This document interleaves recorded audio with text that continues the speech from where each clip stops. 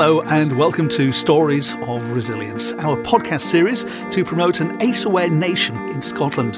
Adverse childhood experiences touch us all in one way or another. This series explores the thoughts of those involved with the ACEs movement in Scotland, and we talk to individuals who have stories of resilience to share.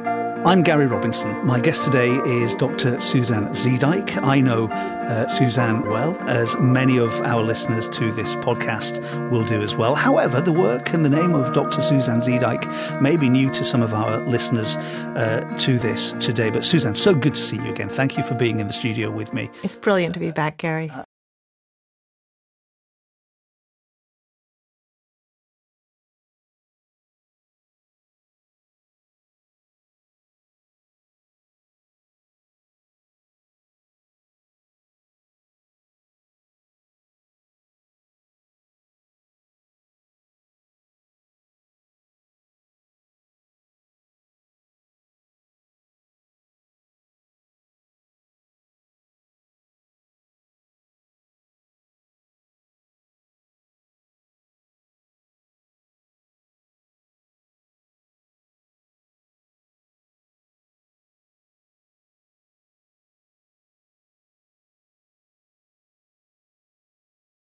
And beyond that, we have a movement on our hands.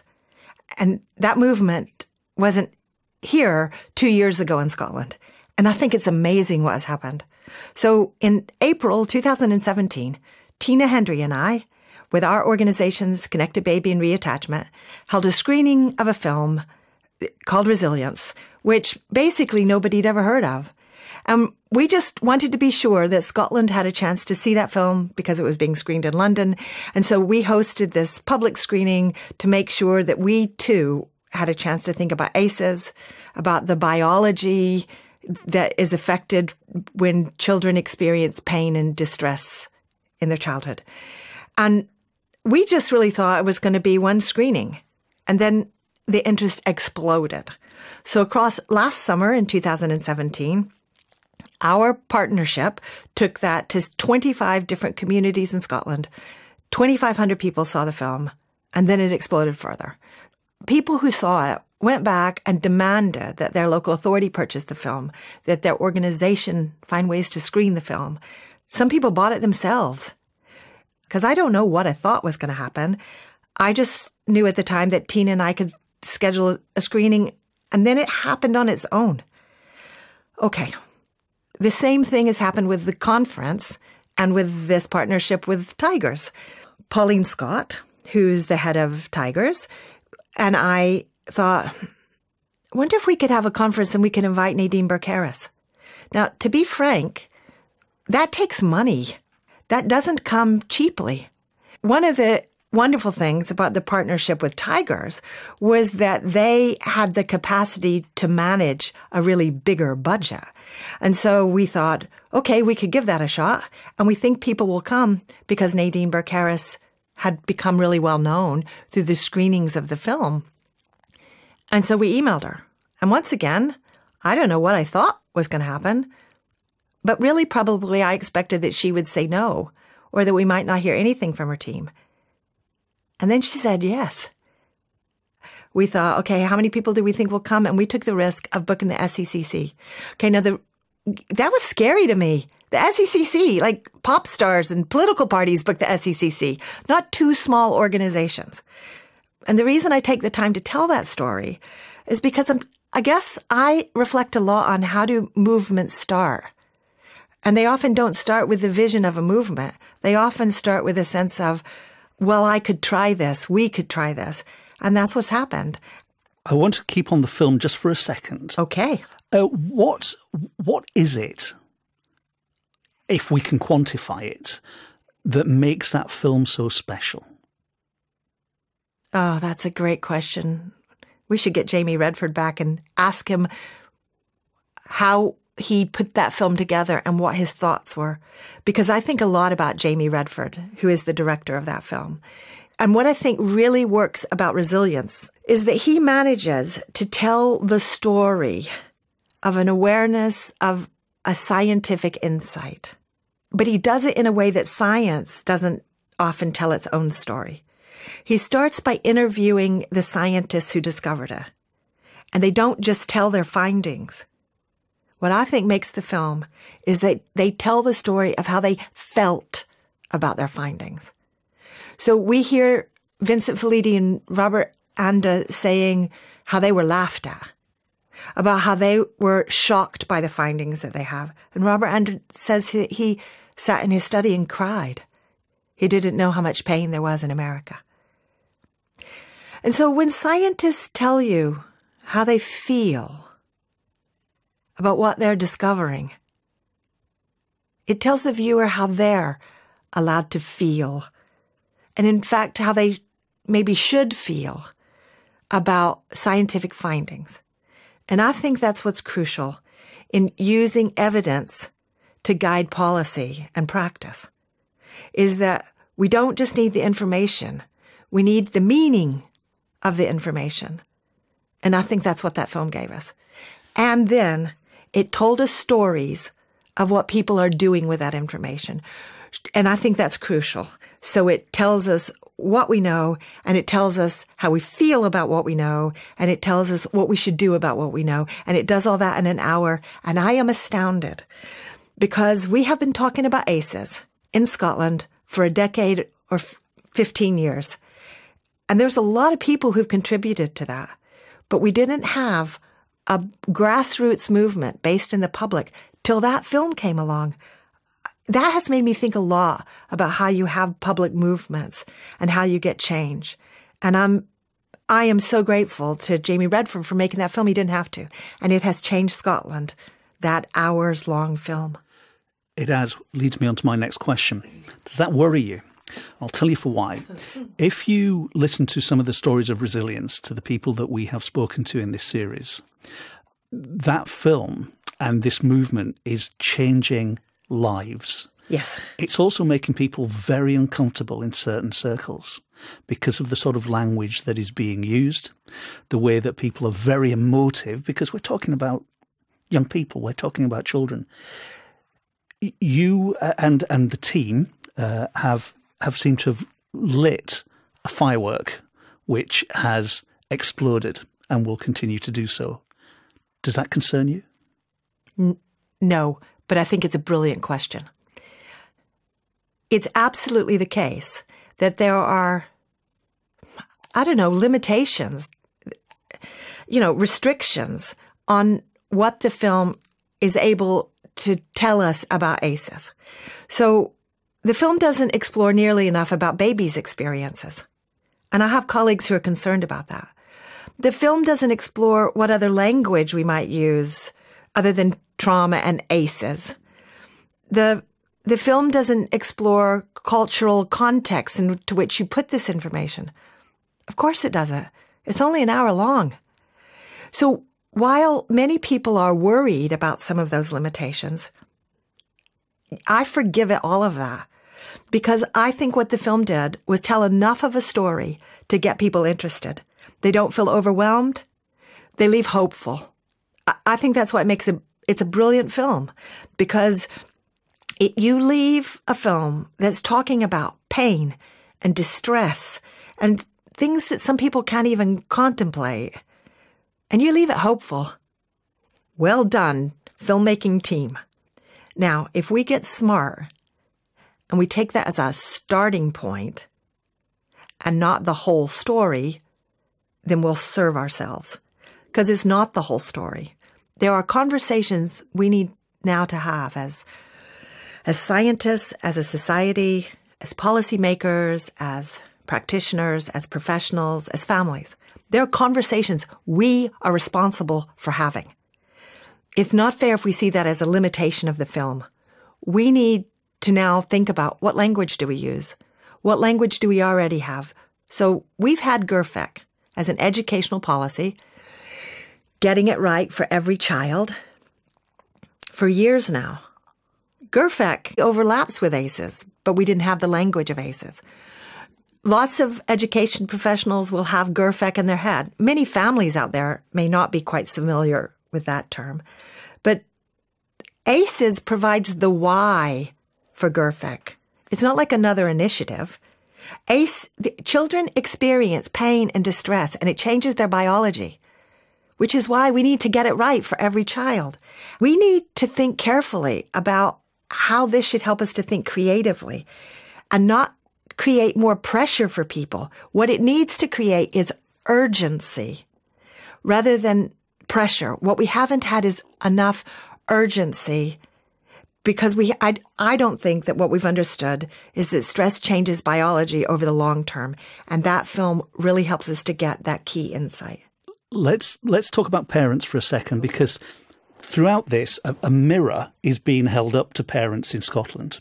And we're hearing quotes and we're talking in terms of very strong emotive language around bringing up children harshly, Carol Craig in her book. Also, do we really like children? Well, we love our children, of course we do.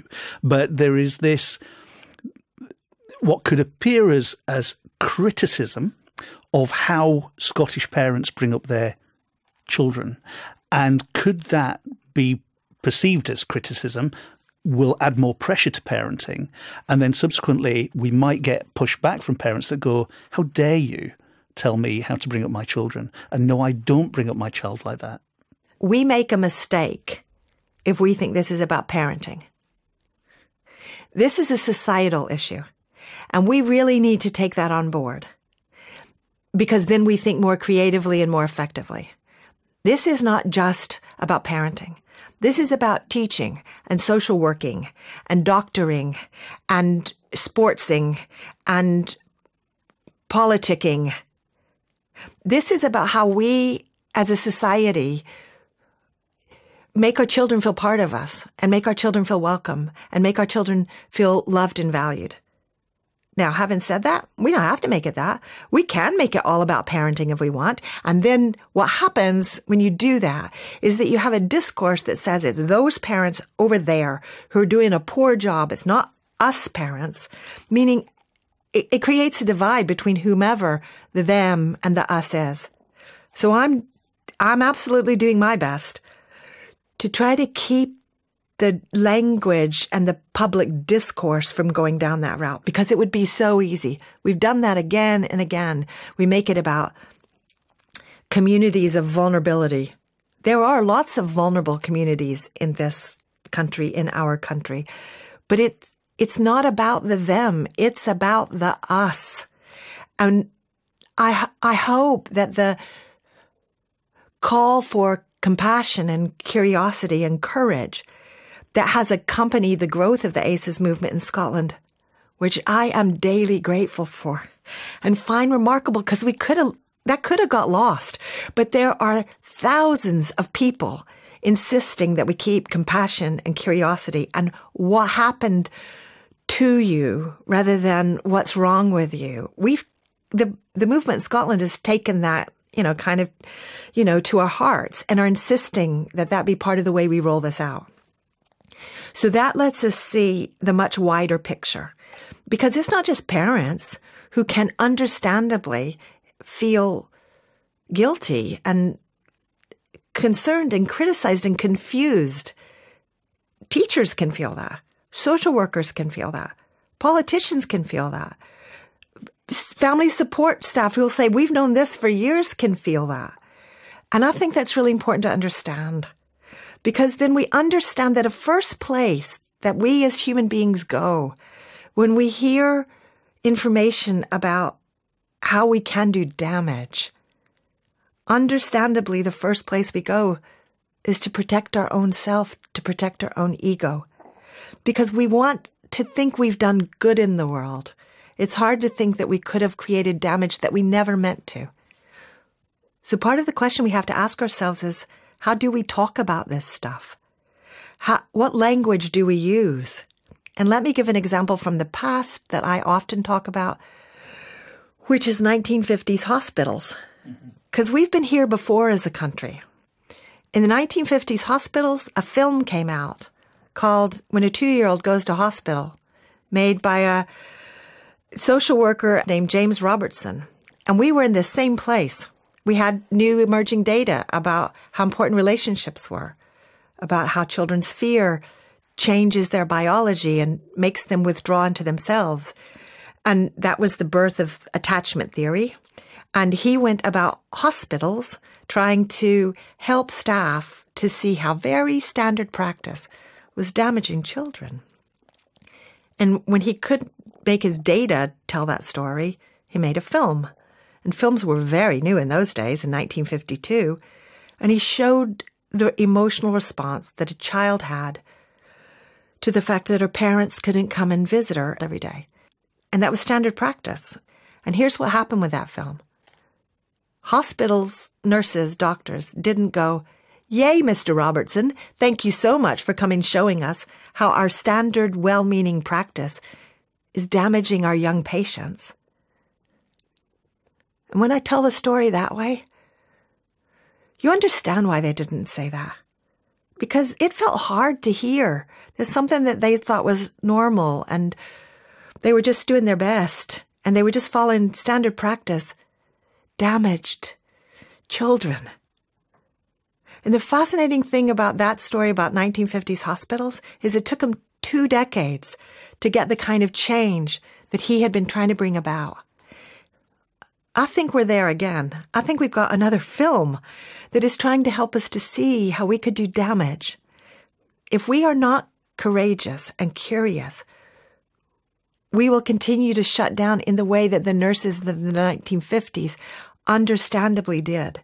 So I think that this stuff takes courage to really face up to and to think, how do we put it into practice? And I have hopes that we're in a place to do that if we understand our own defensiveness. Do you think the ACEs movement in Scotland acknowledges that we previously, and still do in certain circumstances, bring up, and I'm not just talking about parents here, so I understand completely what you're saying, but is there an acknowledgement that we bring up how we were brought up, if that makes sense? I think we're getting there. But I think we need to keep doing a lot of talking about that because that is hard to think about. And I think it's the wondrousness of this. I love this, but I like difficult thinking. I perfectly understand that not everybody likes difficult thinking. It takes courage to do difficult thinking. If you question how you were brought up, it can feel like you're insulting your parents. It can feel like there could be another way to live that you haven't maybe imagined. And are you saying that I'm not good enough and I didn't do well enough? And are you saying there's something wrong with me? I mean, the interesting thing is that's what therapy does for you. Therapy gets you to look at your past. But people who get to therapy have usually come there because they're struggling in some way and they think that therapy might be able to help. What ACEs gets us to do kind of as a country is to do a little bit of that therapy, looking back on how our society brought us up. And not everybody signed up for therapy. So it's trickier. But on the other hand, this has happened lots of times before. Let's go back to the suffragettes. When the suffragettes came along to say, we think women should be able to vote. Lots of women rethought their own experience of themselves as citizens of a society. And that led to women being able to vote. Now we take that for granted. Of course women can vote. But there was a time in our country, not that long ago, when women weren't allowed to vote, and that was just normal. So what I think is fantastic about the ACEs movement is that it gives us a chance to rethink ourselves. What kind of country do we want to be? Do we want to be the best place in the world to grow up? If that is to be more than rhetoric, and I think a lot of people want that, if that is to be more than rhetoric, we need to be able to think about pain. We need to understand that we can cause damage without meaning to. We need to be able to reflect on our childhoods and set a vision for what we want it to be like. And at the heart of that are children who feel safe, are children who know they can laugh, are children who can have ball games on green spaces. I'm really excited about it, despite the fact that to get there, we need to take more seriously the pain that our children suffer now and that we have suffered in the past.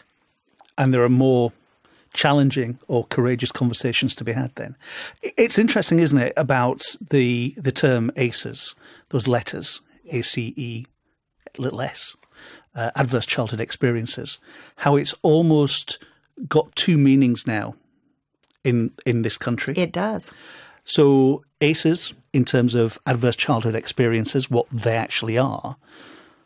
But ACEs now is referred to as ACEs, the movement, isn't it? So we've got to be careful, I imagine, and the media has responsibility for this, I would imagine, about how we report and how we differentiate one from the other. Would you agree? I actually think we all have responsibility for that. But in this case, responsibility is kind of a heavy term. So part of what has happened is that people have got familiar, some people have got familiar with the term ACEs. ACES, adverse childhood experiences. Now, acronyms come about a lot these days, but the thing is that if you come into a discussion late, you can get confused. So there are some people who say we need to use the word adverse childhood experiences. We need to keep that language out there so that people know what we're talking about. And let me go back even further. The term adverse childhood experiences was the term that Felitti and Andes and Nadine Burke-Harris's team came up with. They could have come up with other words. The words like trauma get used. Attachment theory was effectively talking about ACEs without using that language. So different terms can mean different things and be very overlapping. And we need to stay aware of that and not think that we're talking about something different just because we happen to be using a different term. That's where the acronym ACEs overlaps with one of the ways in which that's starting to be used in a new way, at least in Scotland, and perhaps in other areas. Now ACEs means both an ACEs lens, an ACEs perspective, and now it also means an ACEs movement. So what ACEs gives us is a new way to understand adverse childhood experiences. An ACEs lens lets us understand that stress changes your biology, and that causes heart disease, cancer, liver disease, that increases the likelihood that you will be depressed, have mental illness, perhaps attempt suicide. ACEs, as that word, is like a frame for thinking about pain. And now in Scotland, we have an ACEs movement that is built on that frame. We didn't have a GERFEC movement. We didn't have a trauma movement. We didn't have an attachment movement. But we do have an ACEs movement. So there is something remarkable about the fact that the ACEs science, as told through that film, has helped us to think in new ways about the biological changes that come from distress and have moved people to want to do something about that. And if we can just kind of pay attention to the different ways in which ACEs is used, I think that will give us more power in our thinking. So the conference is the start of the journey. No. Not the end? No. The conference is the latest moment in a journey that already started. And you could say, where is that start? So was it in April 2017 when a film came and two small organizations decided that they would do what they could, they would screen it? Is the start when the Violence Reduction Unit invited Vincent Felitti in 2007, but most of the country wasn't aware of that? Is the start when the GERFEC policy came? Is the start when James Robertson wanted to change hospitals? Is the start back to the Industrial Revolution when people thought we shouldn't send poor children up chimneys with no shoes on? When is the start? The conference is not a start. The conference is a moment along the way that helps us perhaps to see it in new ways. What is next? What does the government need to do? What do organizations need to do? What do you need to do? What do I need to do to take this forward and not leave it to somebody else? What is the overriding yay feeling for you at the moment? The overriding yay feeling is all those people who want to come. I stood on that stage and I thought, together, we managed to hire a building that will hold 1,700 people and more. And they want to come. And I tried to imagine what it was going to feel like to have that auditorium full of people who want to be motivated, who want to carry away enough confidence to start where they are and do what they can. And that's the thing that, you can hear it in my voice. Because I think that's how kindness will roll out across our country. The government can facilitate that, but the government cannot ensure it. The only thing that can ensure kindness is us. And it takes courage. Because sometimes it means saying, I will cuddle this child as she comes into nursery, despite the fact that our policy says we shouldn't. And sometimes it means trying to figure out how in a train carriage to help a parent who's overwhelmed and is getting sharp with her child because actually she's embarrassed about everybody else on the train carriage. How do I speak up when I'm afraid people might laugh at me too? How do I speak up with support for that parent? How do I decide I want that sign down that says no ball games? Those are all acts of kindness, but they take courage. Solving ACEs is ultimately, it's about kindness. It's about listening to pain. It's about making the time to hear a story. It's about managing to somehow restrain my own irritation or my own impatience. I am responsible for being kind to you because I don't know your story and I don't know what happened to you this morning. If I can be kinder, I make a difference to a child in ways I might not see. I make a difference to the parent. I make a difference to the overwhelmed teacher. I make a difference to the politician who doesn't know what else to do. I have responsibility for being kind. And we live in a time where I don't think we have responsibility. We think we can say what we like. Social media makes us think that. I think we have responsibilities to say things that are helpful. I think an ACEs movement is ultimately about that. It is about our responsibility to be kind. That takes a kind of a faith because it doesn't sound big enough. Because when you've got a big problem, and we've got big problems, mental health problems, rolling out of an expanded early years problem, education outcomes that are suffering in Scotland, those are problems, along with lots of other things. To say the solution is kindness just sounds daft. And yet it is, because warm relationships in which children feel valued and feel like they belong and feel like they can take their problems to somebody and feel like they can bring their teddy bears with them. Those kinds of solutions are about kindness. Ultimately, this movement is about kindness. And what I am excited about is that it feels like we are retaining that.